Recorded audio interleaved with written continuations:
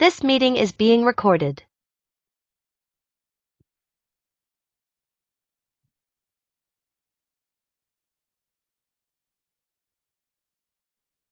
Good morning. Good morning.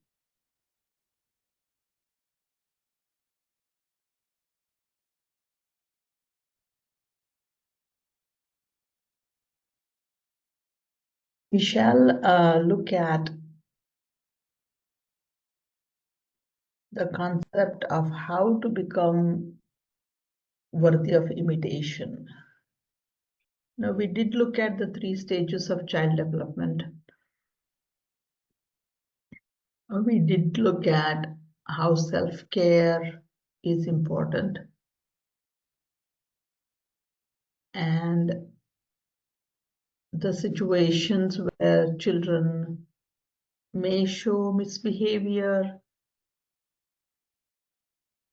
or throw tantrums, and there is a reason behind it. It's always that the world is my mirror. So what's happening out there is also happening in me. So if the child is throwing tantrum, then something the child is reflecting that is happening in their environment. Or if I'm witnessing a tantrum, then there is some kind of a tantrum going on within me. Child may express it differently, but there's something happening in me too. Or in other words, we are contributing to these situations. It's just not the child throwing up tantrums. In general, the relationships that we have with the nature. And there are so many stimulus that we receive that may not be all very conducive to my being at peace, to my being in balance. Now, I live in a place where I hear the trains horn all the time and lots of dogs barking. I mean, these two kind of disrupt the morning quietness. So, how do I respond to this? Do I get angry at the trains and the dog? Is there something I can do about it? Or do I develop this state of mind where these don't bother me? I can remain calm. I have complained about it quite a bit and I can continue to complain about it. But does anything change? Same thing with children. We could analyze, advise, nag them, train them. But somehow, if I do not shift, then it is highly unlikely that the situation with the child will change. Somehow, this is a very powerful idea, that I need to change. I don't have to be dependent on somebody else changing.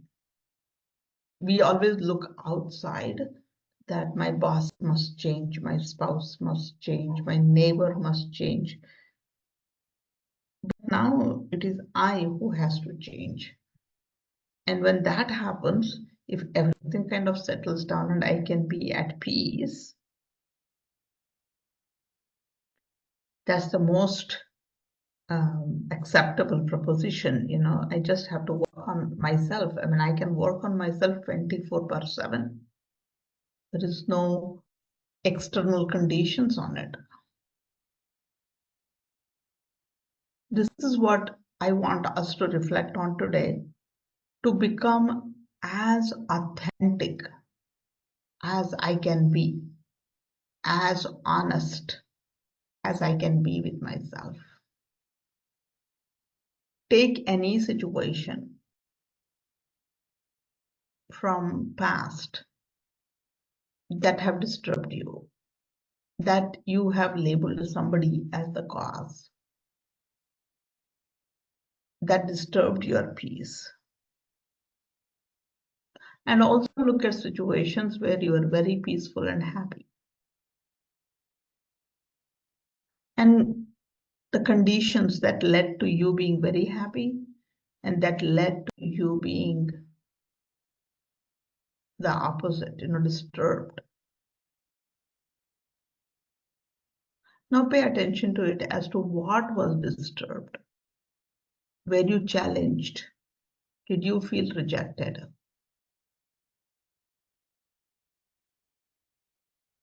Did you feel alone?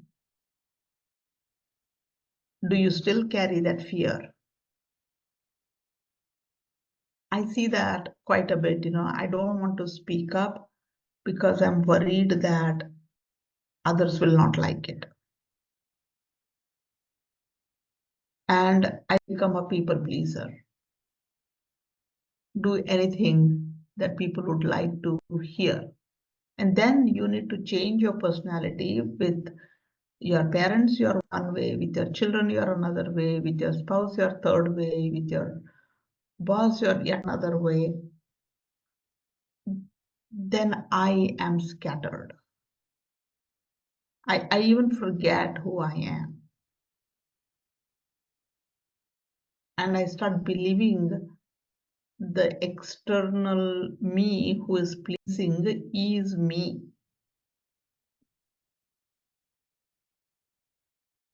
So we need to begin looking at all these situations, sometimes minute by minute. You'll have to practice it so it becomes minute by minute. But to begin with, you can do it at least once a day, where you can begin, where you just sit, scan your body. Your body is an excellent keeper of everything that's happening, even at your thought level. There is some kind of a disturbance, some kind of a pain, some kind of a itch. Even the allergies that you have could be reflection of something that you are rejecting in your life. So take about 15 minutes every day where you will just sit and check what's going on in your body right now.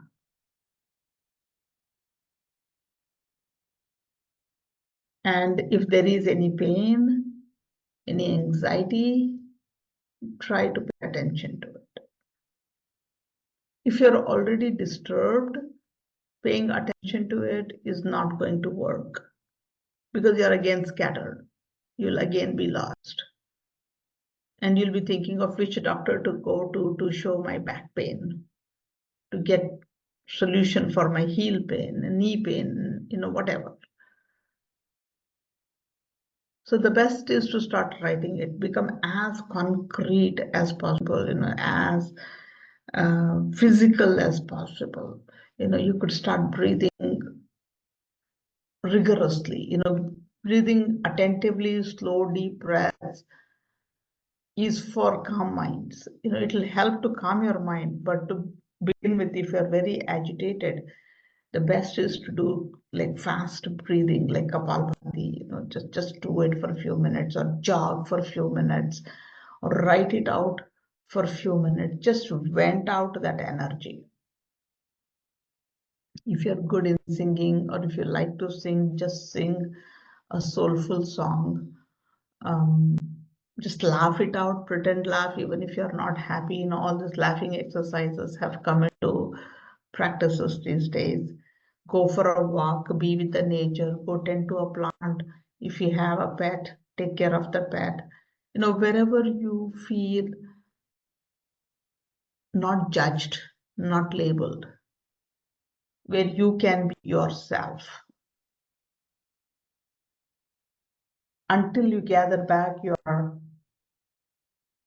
thought processes. Only then can we begin getting in touch of our core self. Only when you're in touch with yourself can you be of any use to the child. Can you influence any child in any trivial, simple way? We are not looking at something utopian, something big, something boisterous, something, like out of the picture kind of a thing here. It's very, very, very simplistic, very trivial, very natural to us. Just being me. Your ability to say no to certain things that you don't want to say yes to.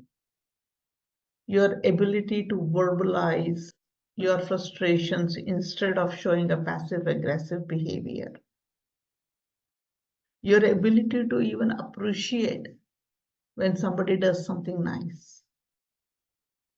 Or your ability to accept compliments when somebody appreciates you. There's so many things we just ignore, discount, not even pay attention to, and hence we lose ourselves. And when a child will sense, we talked about imitation, the child imitates your thoughts, gestures, actions. So when the child senses that you are lost, you are not you, then the child cannot trust you. And to just understand this, like you go back and see which person do you have trust on? Who do you trust? You want to go feel like sharing with this person when something great happens, something bad happens, because they're not going to be jealous of you if you got a big raise, or they're not going to be thinking bad for you or ill of you when you share something that wasn't acceptable even by you, but you want to vent it out. You did some mistake and you want to vent it out. Who do you run to? Who do you have trust on? And what are the qualities of that person? And can I have those qualities too? I mean, they are again it's not any special qualities that we acquire. We just need to shed the pleasing qualities that we have acquired to survive as a human being. If you go back and scan your own childhoods, you have to listen to your parents, you have to listen to your teachers. You could not question back. You could not propose your own ideas. They rejected us saying, you're just a child, you don't understand, if they were nice. And if they themselves were lost, they would just beat us up, hush us up, insult us, and ask us to shut up and just follow what was given. You could have any kind of experience between being allowed to speak up and being shut out brutally. There's a whole range of experiences in between that you may have experienced. And now those experiences have become my beliefs. And out of those beliefs, I am who I am. And to heal yourself, you need to begin working on every one of them. It seems very inundating task. It seems like a long drawn process. It may be a long drawn process. It may not be at all. Once you get a hang of watching your thoughts and, okay, is this helping me, not helping me? Does this make me more trustworthy, more worthy of imitation, or is it not helping at all? So let me just drop it. I mean, I take a risk and go speak up. And what's going to happen in the worst case? I can be myself. That's the best thing. In the worst thing, people may not like me. That's okay. People are not liking me anyways now. They're just pretending, just like I am pretending to like someone, they're also pretending to like me. I mean, is that kind of liking that you would like to get? Or would you want to get authentic feedback? That's something we need to ponder. And that's something we need to begin working and also developing in the children we are working with. You know, children are developing their belief system now because of our actions, reactions, attitudes, words, thoughts, ideas that we give them. And especially we as teachers will not do any justice to any child if we just cover the syllabus. Again, go back and look at your own schooling days. I mean, every teacher probably finished their syllabus. But we started learning only when we had to teach. And we are still learning. I mean, including the content. We review it, we read it, we make teaching aids, teaching plans, annual plans. How do I teach this in 30 minutes, whatever. But has that shifted our life? Have we learned something because we're preparing to teach something? Learned again, not in an intellectual way. You may have accrued a lot of information, but now I need to make that information my own. Yes, the textbook tells that we have to give equal rights to everyone. Now, have I given equal rights to everyone around me? My colleagues, my children, my home. Am I practicing that? Is that a living entity within me, or am I just doing the lip service? Expect children to practice it without me practicing it. This is hypocrisy. I'm not in integrity.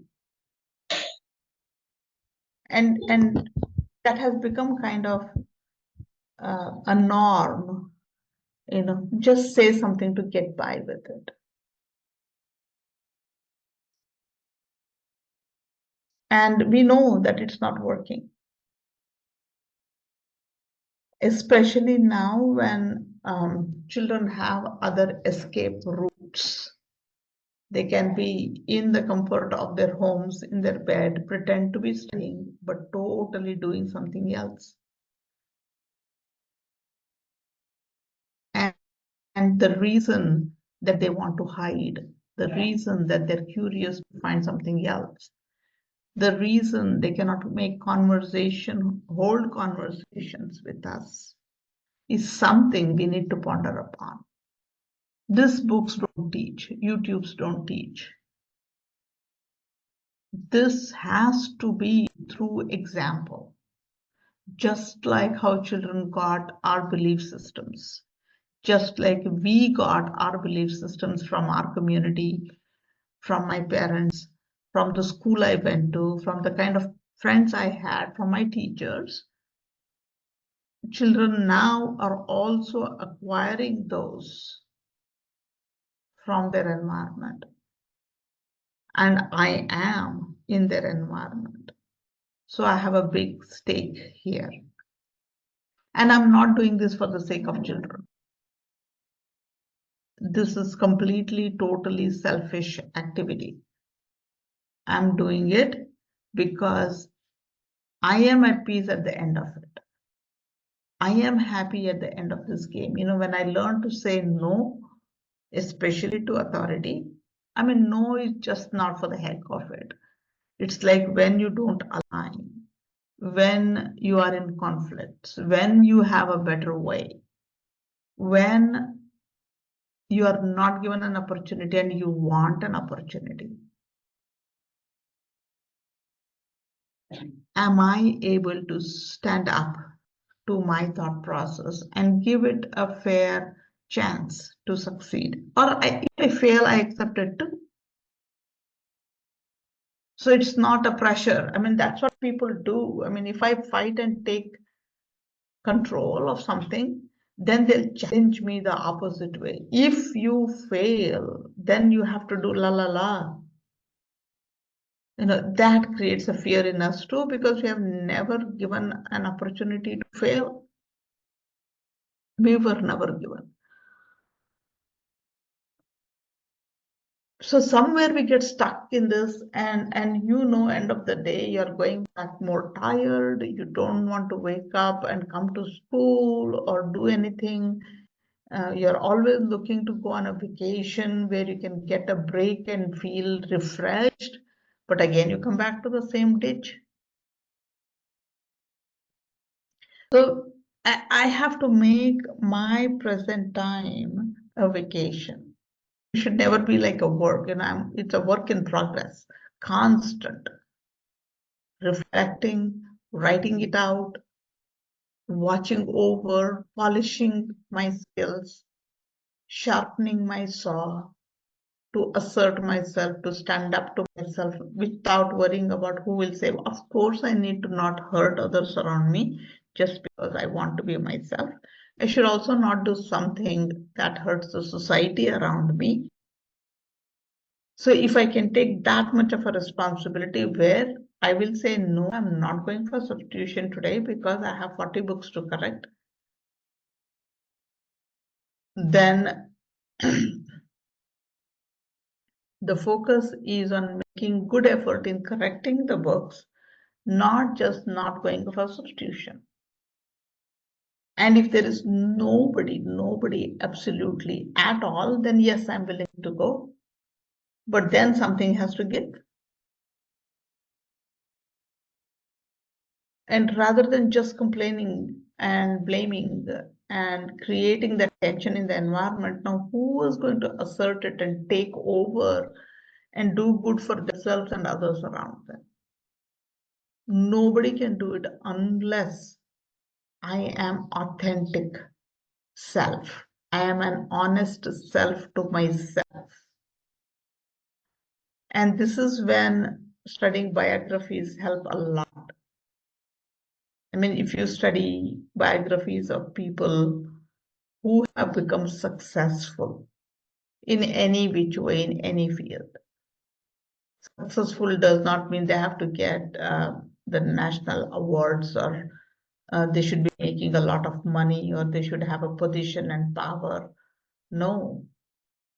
Your next door vegetable vendor can be super successful if she can hold her thought process to be the constructive one, who has confidence on herself that she can manage the living with or without anybody's support. She is not hesitant about putting in the hard work. She is not hesitant about asking for help, about giving help. She does not have any enemies per se.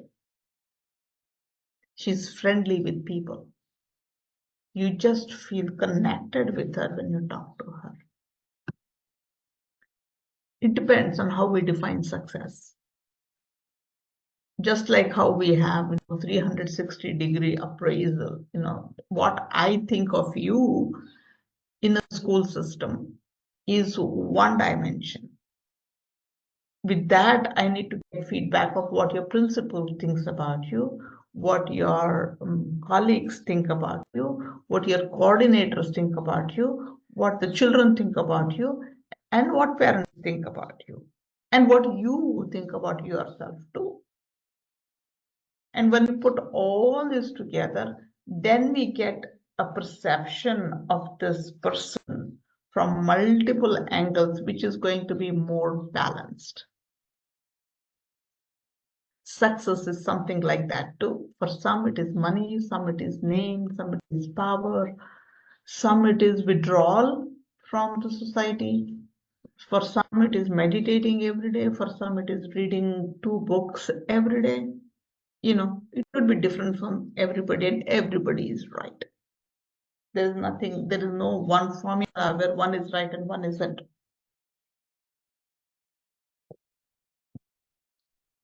So define success for yourself. Be comfortable with yourself. Think about yourself. Again, not in a selfish way, in a self-care way, because you know everyone watching you is imitating you. I mean, children until 7 years of age will imitate you however you are. You know, you could be smoking and children will think smoking is just perfect for them. But later on, I mean, right now, even I am imitating somebody that I have great attachment towards. I have a great liking towards. I want to become like them. I want to grow up to be like that personality. That's imitating. So there is like children older than 7 can decide not to be like you, consciously not imitate you,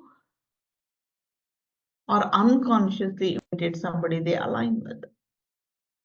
Who am I in that category? That is something only I can answer, because what I am to you is only a pretense, because I want to survive in this society. So I put up a mask. But when I am in my room with nobody watching me, with no time restrictions, with no family obligations, for 10 minutes, drop all of those out and just be yourself. Only then you will begin realizing why children also need time to be themselves. Then you will set an example of, because for these children to be like you, because everybody wants to be themselves. You know, that's that equilibrium positions. You know, we are like pendulums. You know, somebody pulls it on one side, it swings back and forth continuously until it wants to come to that resting position. All of us want to come to that kind of a position within ourselves, and that's why you see a lot of chaos there. We are fighting and screaming and yelling and complaining, because those are the extremities of the pendulum. And the fact that it is there indicates there is a need for that balance. When everybody is in their balanced state, you will not have the chaos, at least as much as chaos that we see right now. So somewhere my efforts must be to establish that balance. And it's not a quick fix that I pop in a pill and everything is happy going forward. It is consistent daily effort. It's like building muscle, you know. If you want to build a muscle, then you have to go to the gym every single day. This is something like that, where we have to build that personality in us by putting in everyday effort. So you could begin with writing out, write the journal to begin with, and slowly, you know, add another time slot in your day where you take like 2 minutes. You could take a 2-minute bathroom break. You don't even have to use the bathroom. Just go lock yourself up in the bathroom. Pay attention to your breathing. Think what's happening in my body. Kind of recover yourself and come back. That's a safe place where nobody disturbs. We got to do whatever is required to remain in that balance. Yeah, we will go out of the balance, definitely. But again, we got to come back to it as quickly as possible. Steiner gives a principle here of sleep and being awake. In the large scheme of things, my birth or my life, the time between my birth and my death is like an awake cycle. And after death, till the next birth, Steiner does talk about reincarnation. So there is the space between after death and before the next birth. That's the sleep cycle, where we sleep and recover, just like how we have the daily rhythm. My day, 5 a.m. till 10 p.m. is the wake cycle, and 10 p.m. to 5 a.m. is the sleep cycle. And during the sleep cycle, the rejuvenation happens. And during the wake cycle, I may be awake, physically awake, but I may be sleeping. I'm sure none of us were attentive to listen to every word that I spoke in the last 30 minutes. We are awake, but losing that focus or concentration or consciousness briefly and come back again. That is sleep wake again. So Steiner says we are asleep most of the time when we are even awake. So the shorter durations I reduce the sleep wake cycle, the more effectively I shall come back to being me quickly also. So it's a constant practice. I'm lost in my thoughts, which is similar to being dead, but then I come back to reality.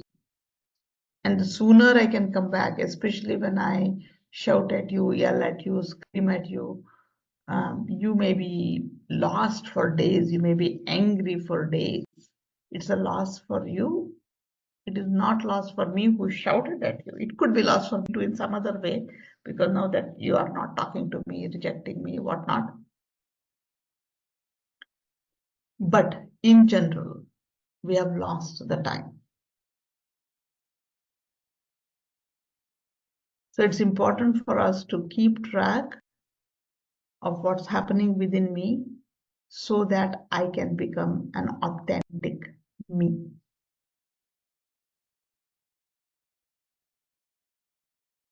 All right, that's it for today. Any questions? Hello. Yes. Ma'am, yesterday I joined for the class. Really, your teaching method is very useful for me, ma'am. Today's class, I realized that first we have to open our positiveness. It's easy to learn and analyze the children's. Thank you, ma'am. You're very welcome. Just keep reflecting on that. Me is the Yes. central point, not in a selfish Yes. way. Yes, ma'am. First, I believe myself first. Yes. Yeah. Yeah. Good luck. Yes. Yes, ma'am. Thank you. You're very welcome. Anyone else? Any questions? All right. Have a good day. We'll see you tomorrow. Yes, ma'am. Thank you. Thank you. Bye-bye. Thank you, ma'am. Yeah. Bye. Thank you. Bye.